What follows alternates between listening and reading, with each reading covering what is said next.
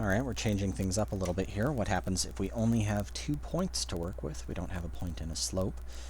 Well, in order to use the slope-intercept form like we've been doing, I need a point and a slope.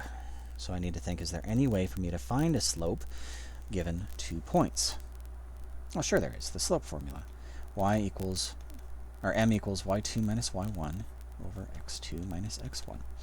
So, let's see, I'll call this one my first point and this one my second point, again keeping them in order.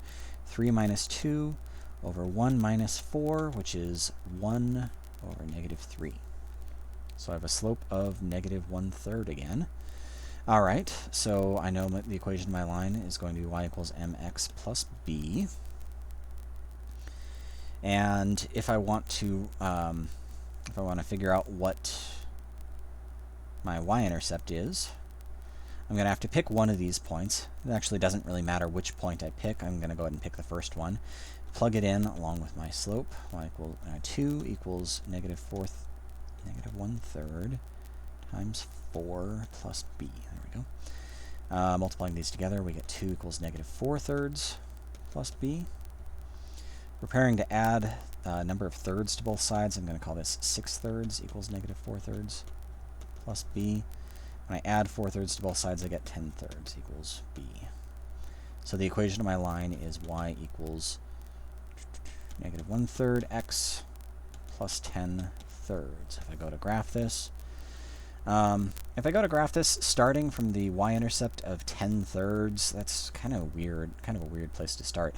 I don't know why I would do that though, because I was actually given points with integer coordinates, so I might as well use them.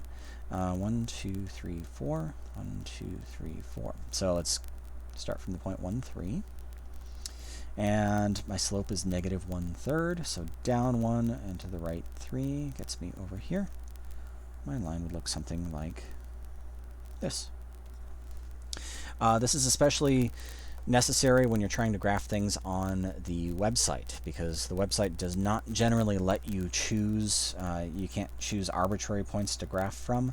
So for instance, the point 10/3 here, which is what, 3 1/3, if you want to think of it as a mixed number, you won't be able to put a point there. You would actually have to start from somewhere else. Fortunately, the problem does give you 2 additional places you could start from. Also, I guess I should point out I didn't need to use my slope, because once I found the point 1, 3, I was already given a second point, the point 4, 2. Actually, that's the point I happened to find using my slope also. So, you have a lot of redundant information here. Don't feel like you always have to go through the exact same steps. Sometimes it's nice to look at it from a slightly different way, and it makes your life a lot easier.